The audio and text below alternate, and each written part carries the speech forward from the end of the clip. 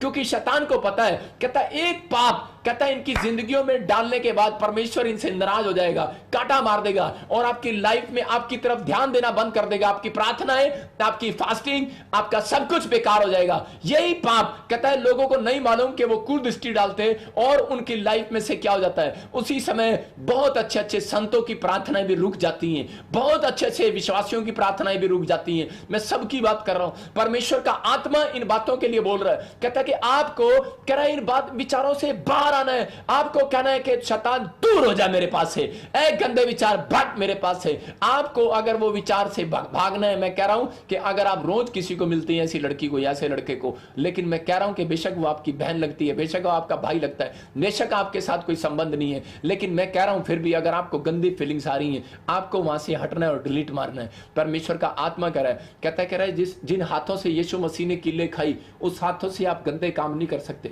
जिन हाथों पर यीशु मसीह ने किले खाई आपके लिए, कह रहा उन्हीं हाथों से आप गंदे काम नहीं कर सकते। यहां पर बाइबल कह रही है जो शरीर का अंग तेरा तुझे ठोकर लगाए, कह रहा उसे काट डाल। यहां बाइबल बता रही है, कह रहा काट डाल। मैं कह रहा हूं इस वचन को सुनने के बाद आज रात आपका काम खुलने वाला है, चर्च यीशु मसीह के नाम में। यहां पर कह रहा हूं एक राइट फैसला आपको प्रधानमंत्री बनाने वाला है। मैं कह रहा हूं आप लोगों के अंदर विश्वास नहीं है, परमेश्वर प्रधानमंत्री मैं नहीं बन सकता, वो तो हमारे सिर्फ नरेंद्र मोदी जी बन सकते हैं, है ना।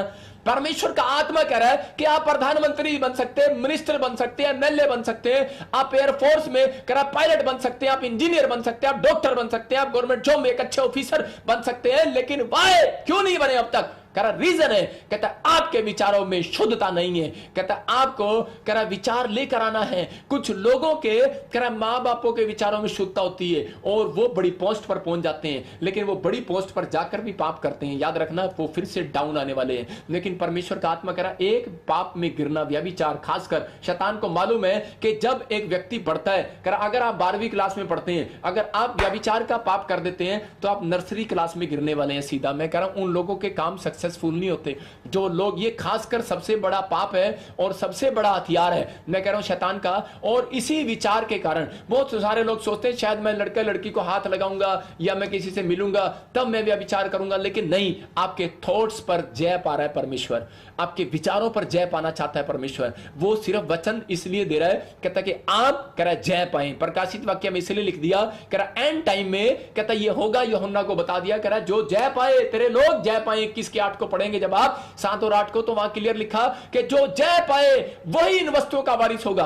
आपको अपने विचारों पर जय पाना है कि परमेश्वर मैं इस पाप से अभी इसी समय छूट जाता हूं यीशु मसीह नासरी के नाम में। अगर मेरे घर में कोई पोछा लगाने वाला या मेरी गाड़ी साफ करने वाला भी आ रहा है और मेरा मन उसको देखकर खराब हो रहा है, मैं दूर होता हूं, मैं इसको चेंज करता हूं यीशु मसीह के नाम में। मेरी बात को समझ रहे हैं कि नहीं? कहता कि आपको दूर होना है, परमेश्वर आपको दूर रखना चाहता है इन चीजों से कि ताकि आपकी प्रोग्रेस हो, आपको शांति मिले। आप जो सालों साल से वो बच्चा नहीं पा रहे, आपको वो बच्चा मिले, आपके काम खुले, आपकी आशीषें खुले, आप ब्लेस हो जाएं, आपके जीवन में कोई घटी ना हो, आज वो कर्जा उतर जाए। लेकिन मैंने अपनी लाइफ में एक बात नोट की है, जो लोग व्यभिचार नहीं करते वो लोगों के ऊपर कभी कर्जा नहीं होता।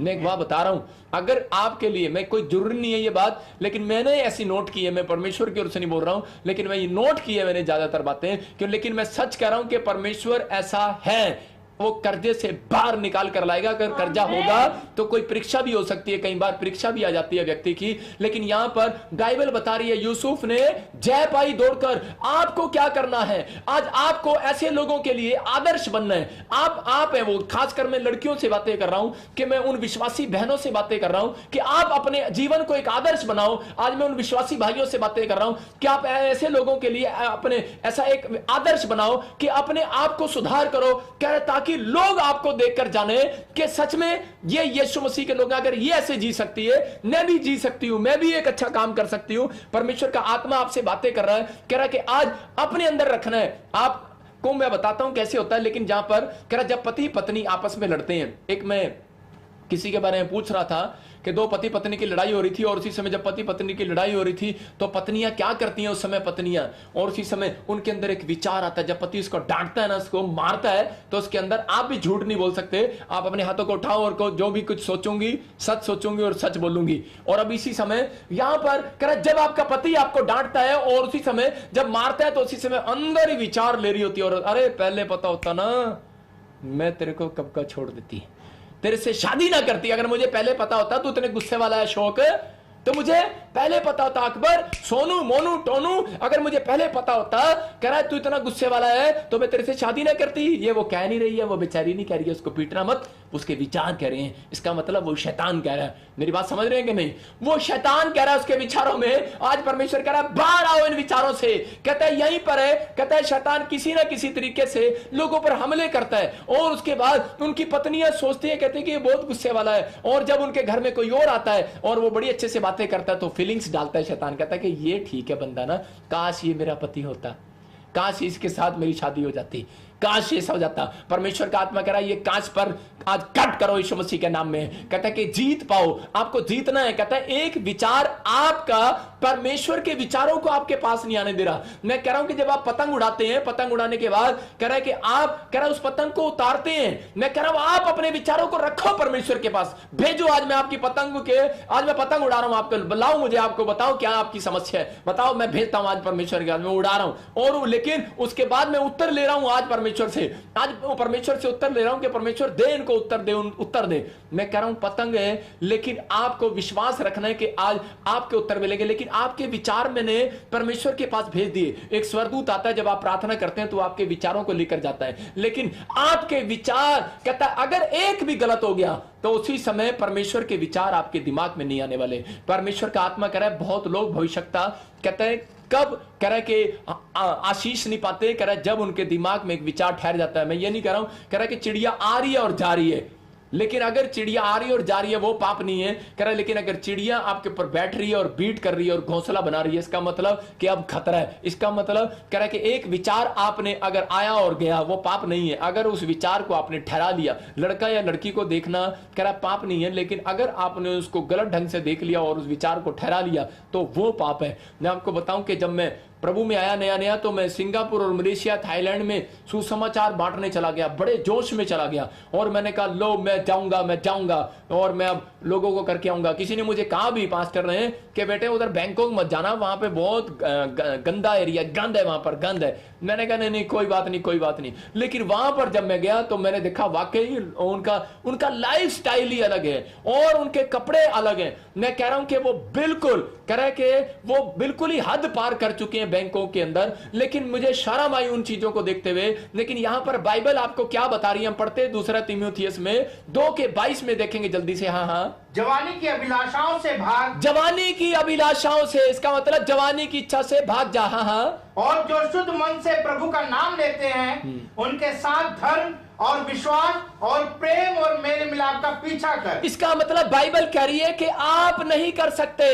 मैं कह रहा हूं कि मैं एक दिन गया बैंकॉक में सुसमाचार बांटने, मैं दोबारा गया ही नहीं। मैंने कहा भाई साहब यहां तो बड़ा गंद है और मैं वहां से भाग गया। मैं यही बता रहा हूं कि भागना पड़ा और जो मेरे साथ गए थे वो वहीं रह गए और वो दोबारा क्रिश्चियन भी नहीं बने, क्योंकि वो क्रिश्चियन थे और पाप में गिर गए और वहीं रह गए। लेकिन मैं उनके बीच में से निकल आया। मैंने कहा परमेश्वर तेरा धन्यवाद हो, तूने मुझे बचा लिया। परमेश्वर कहता मैंने नहीं बचाया, कह रहा तेरे एक राइट फैसले ने बचाया तुझे यीशु मसीह के नाम में। कह रहा एक यूसुफ को भी यही कहा, कह रहा मैंने नहीं बचाया तुझे, तेरे राइट फैसले ने बचाया है। आपको एक राइट फैसला लेना है, आप एक बड़े दुख से बाहर आने वाले हो यीशु मसीह के नाम में। कह रहा है अपने जवानी की इच्छाओं से भाग। कहता है आपके अंदर क्या इच्छा है, आपको भागना है भाई साहब। कहता अगर आप भागोगे, यूसुफ भागा वहां से, आपको भी भागना है। अगर आप भाग रहे हो तो परमेश्वर कह रहा है कि आज शैतान नहीं आपके पीछे भाग रहा, डरने की जरूरत नहीं है। आपका पैसा आपके पीछे आप भाग रहे हैं यीशु मसीह के नाम में। कह रहा आपकी नौकरी आपके पीछे भागने वाली है, आपके मकान आपके पीछे आने वाला है। मैं कह रहा हूं आपके स्वर्गदूत आपके पीछे आने वाले हैं। जब तक आपका काम नहीं बनता,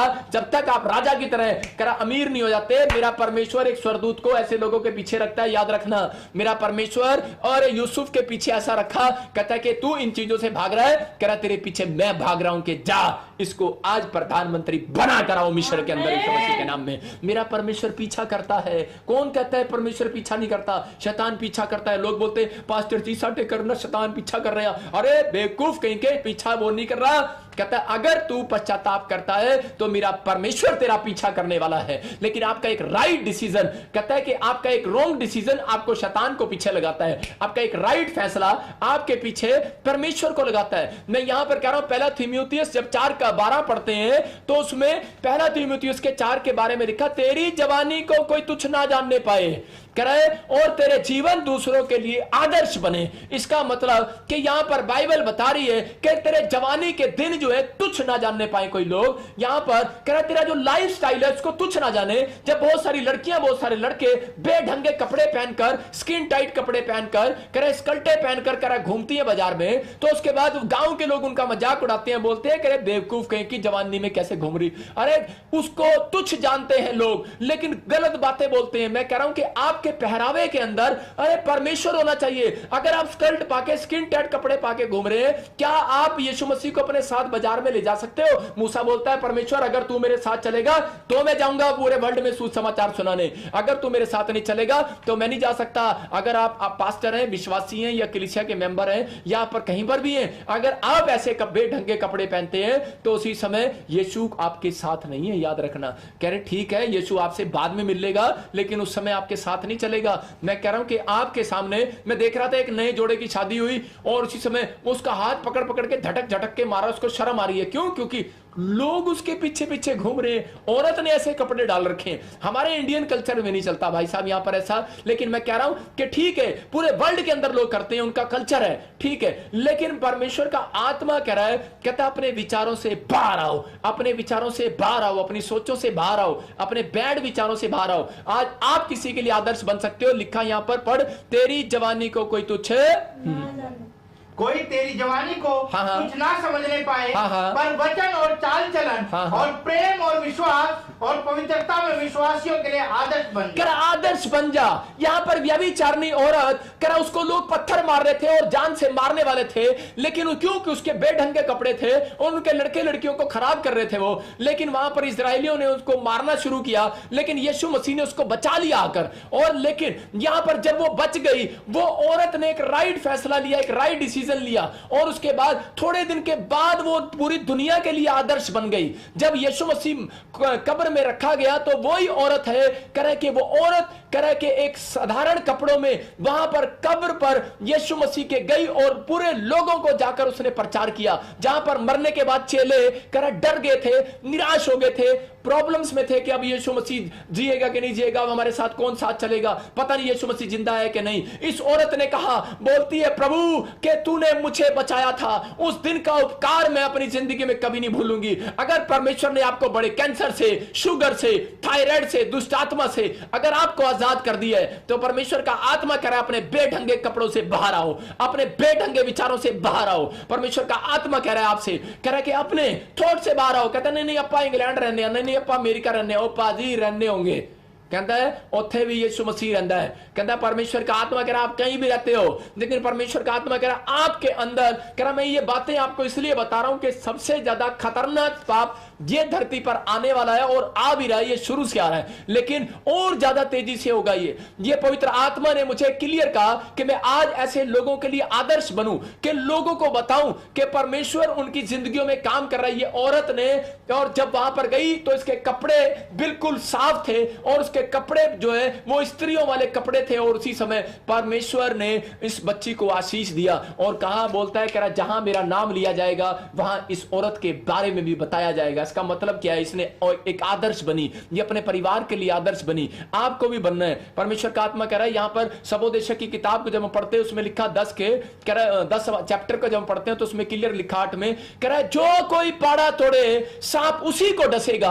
आपके विचार आपको गिराते हैं, आपके विचार आपको काटते हैं। इसलिए प्रभु कह रहा है, कहता है कि अगर तेरे विचार, अगर तेरे शरीर का अंग तुझे कोई ठोकर खिलाए तो कह रहा है उसे काट दे आज। तो कह रहा है कि आज आपको अगर कोई ठोकर खिला रहा है, आपको फेसबुक पर कोई लड़का या लड़की, उसको डिलीट करो। भाई साहब गुस्से में मत आना कहीं मुझे ही डिलीट कर दो। मैं तो ये कह रहा हूं कि परमेश्वर का आत्मा आपको कह रहा है, परमेश्वर का आत्मा कह रहा है कि आपको उन विचारों से, कह रहा है आपको उन विचारों से बाहर आना है जो आपको फीलिंग्स डाल रहा है, मतलब जो आपको मतलब कि वहां पर नहीं पहुंचने दे रहा और आपके पीछे पड़ा हुआ है। आपको लगता है कि नहीं मेरी शादी है और वो मुझे तंग कर रहा है बार बार, अगर बार बार आपके पीछे पड़ा हुआ है, आप मसीह लोग हो, आप उसी समय उसको डिलीट करो, दूर हो जाओ। अगर बार बार बैड ड्रीम्स आ रहे हैं, बैड विचार आ रहे हैं, उसको को दूर हो जाए यीशु मसीह नासरी के नाम में। यीशु मसीह ने क्या कहा? शैतान बार बार पीछा करता रहा जब तक यीशु मसीह ने ये नहीं कहा दूर हो जा। एक बैड विचार आपका जब तक पीछा करता है पूरी रात, जब तक आप उसको उठकर ये नहीं कहते चल दूर हो जा, भाग मेरे जीवन से यीशु मसीह के नाम में।